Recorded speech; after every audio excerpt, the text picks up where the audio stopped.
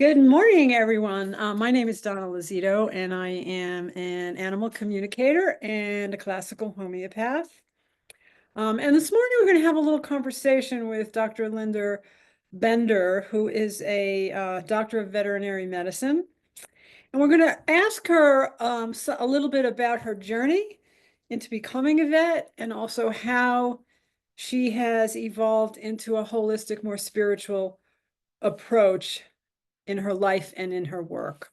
So, good morning, Linda.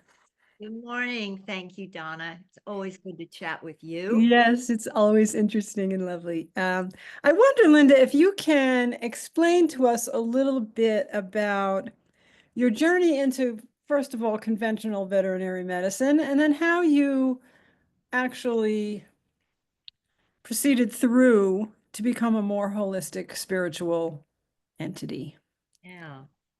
Well, I can certainly speak on that. And before I do, I just want to thank you for the work that you do in your ability to come to a deep understanding of what animals are loving to communicate with us. And I think that the crux of everything we're talking about and everything we care about is that for example, why I have so much respect for you is because you understand the inner lives of animals from a much deeper perspective than so many people, most people. And only when we understand, so I'm speaking of you, but I'm also getting to answer your question. Mhm. The the principle is, how can I claim to understand the inner lives of an animal when I don't understand my own inner life, the essence of who I truly am? And I recognize that in you, and I so champion the work you do because it is deep and powerful and truth. Thank And you for that. myself, I was conventionally trained in science and veterinary medicine, but I was also trained from a very, very young age by the animals out in the wild. It was a different training.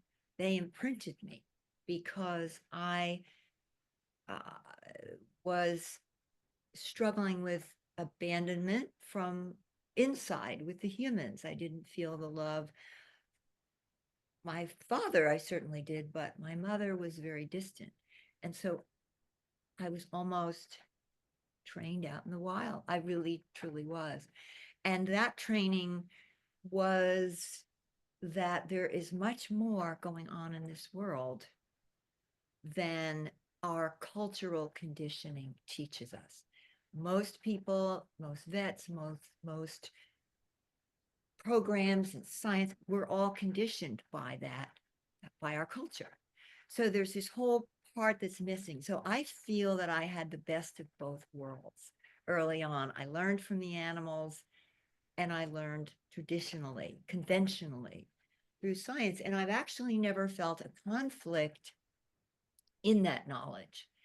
I have felt conflict from the human beings who work in the conventional realm. And we can get into that if you want. But so I knew I was onto something pretty big when, again, I came in so curious. I've always been curious about the meaning of life, why we're here, what we're doing, what it's all about, initiated by the animals. But what I really had an aha moment when I started to read out of curiosity all the ancient mystical texts, Hindu tradition, Christian mystics, all the ancient wisdom. And they would describe experiences of being in this other state of consciousness, which is closer to source, closer to spirit. And I started to say, whoa, that's what I learned from the animals. So I guess I could say I learned from a very young age, and I just refined and continued on as I went. I wonder if you can go a little bit deeper in how this changed your or transformed your perspective on animal health and healing. At this point, let's just put that under an umbrella of human animal, because my perception of animals is that they are spiritual beings in different costumes than we. So if you can speak on that a little bit in relation to our cultural beliefs and how that's so different, because there is definitely a conflict there, that man wants this power over dynamic, and maybe you can kind of clarify that for us. And yes, our culture, and this started back with the Industrial Revolution, and even before that with our traditional religions, we began to take on this hierarchy, that we, for some unknown reason, as human beings, are better than all the other everything else in nature and creation. And for some reason, again, we don't understand, we can think and we're conscious. I remember as a kid when people believed all this and it was just truth as they knew it. And I thought to myself, they they're coming from a place they know because that's their experience. My experience, however, is completely different. I recognize that dog that you're talking about, who dumb thing that doesn't think, completely differently. So, but my healing journey again began at my back door, my parents' back door. So, we're all energy and information. Everything, everything is energy and information.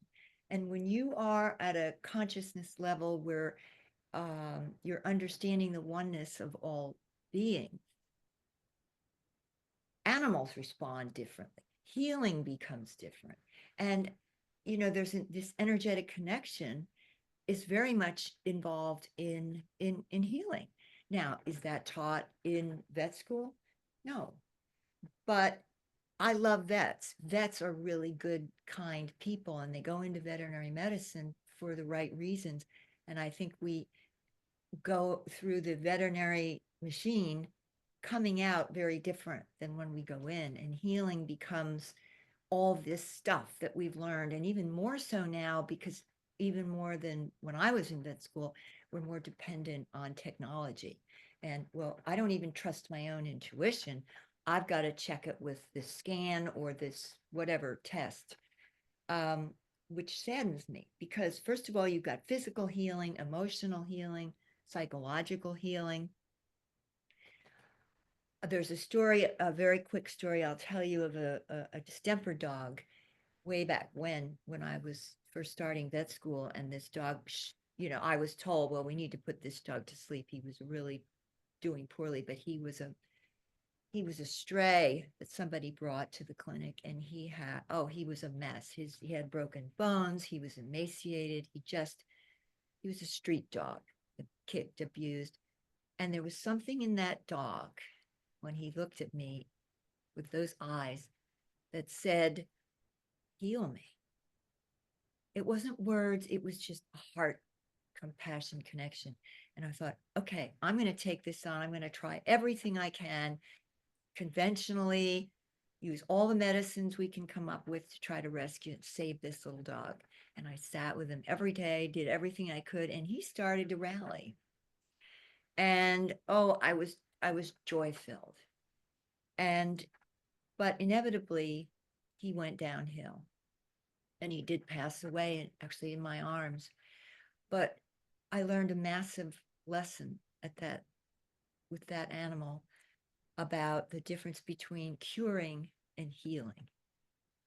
And that sweet little dog was healed when he died, because he let me know that the love we shared, the love I gave him, healed him.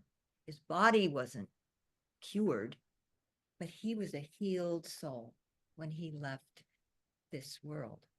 So I talk about the power of love, passion in healing, and we need to help not only our vet students, but what I hear from the vet students, that they're not prepared at all for what they get when they graduate. So we need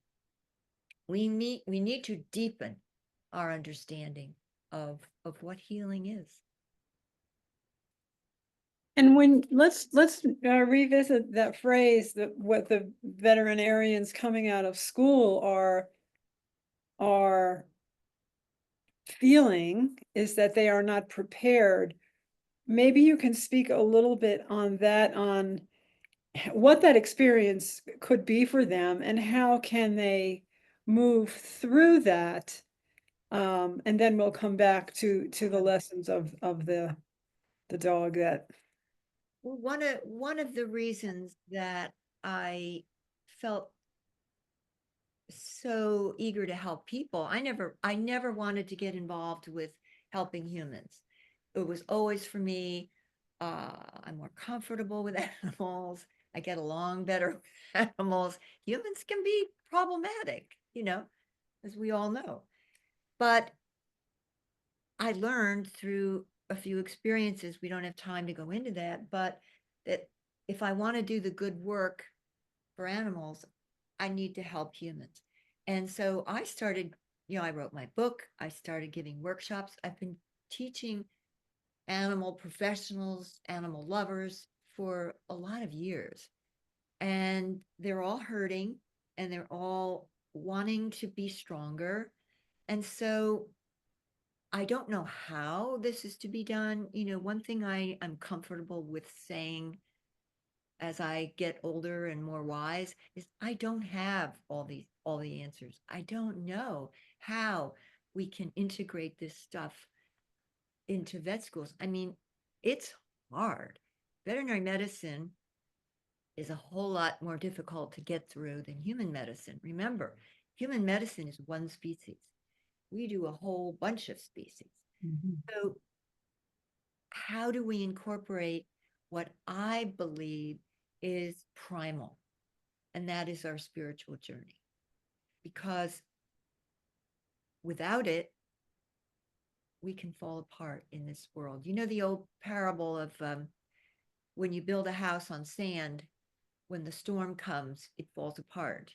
If you build your house on rock, it stays strong when the storms come.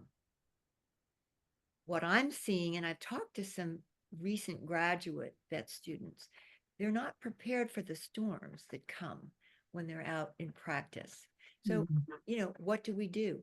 One thing I do is I try to help, I coach some people, but I stress the inner journey because the house built on rock is the house, the rock is your spirituality. Because if you're strong in that space, in the essence of who you are, the stuff that happens on the outside, both in your personal life, I don't mean you, but in our personal lives and in the collective, it won't devastate us. We get stronger.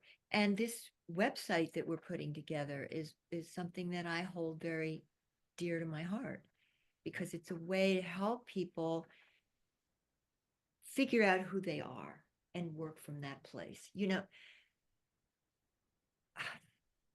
The Buddha didn't gain enlightenment by getting a PhD in science. Buddha sat under a tree.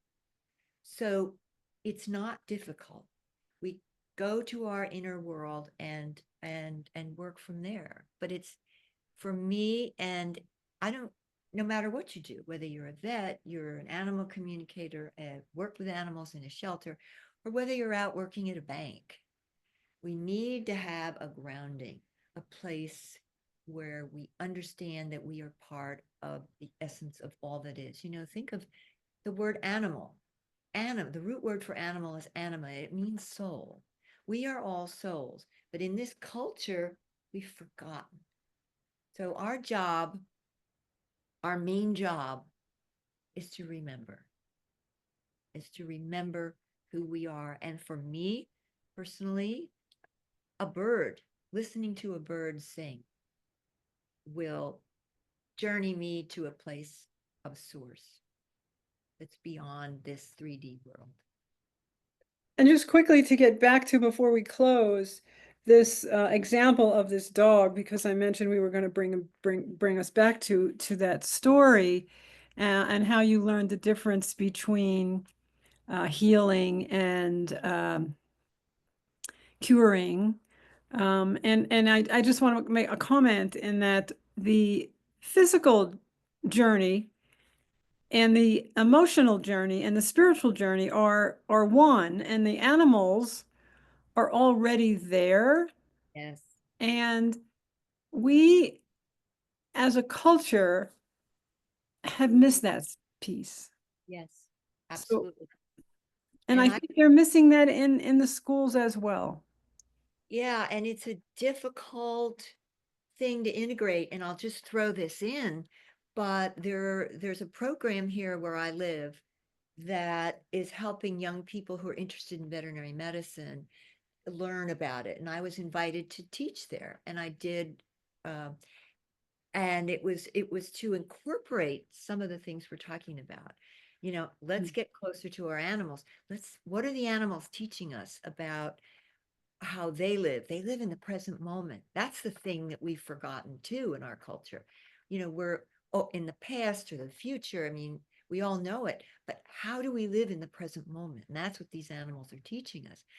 But what I've learned is that we really do need to step up, because people are getting hungry for this, Donna. People want to learn more about this.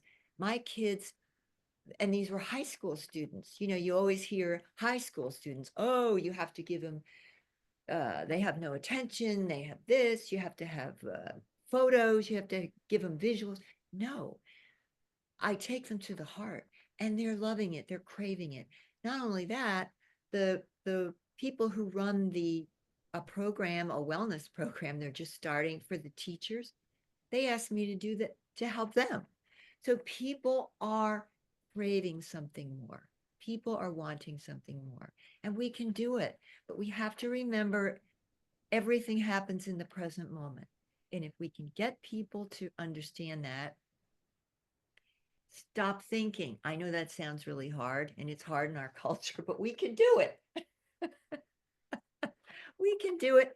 And animals are the best teachers. They're in the present, they're waiting for us to tune in. And that's where our joy comes from. And speaking of healing and teaching, if my intuition is heightened by being with my dog, my compassion is heightened, my love is heightened, aren't I a better doctor? Aren't I a better healer? And your presence is heightened. Yes. And you're in the present. Your animal is such a big Teacher. wellness and a teacher. Yeah. Well, thank you, Linda, so much for sharing your knowledge and wisdom with us. I think it was just wonderful information. And I hope we can pick up another conversation very soon. Yes. There's so much to talk about. Yes. There's so much more we could say. But, as Mahatma Gandhi once said in closing, be truthful, be gentle, but also be fearless. Yeah. Wonderful. Thank you, Donna. Thank you so much. Thank you. Take Bye. good care. Bye.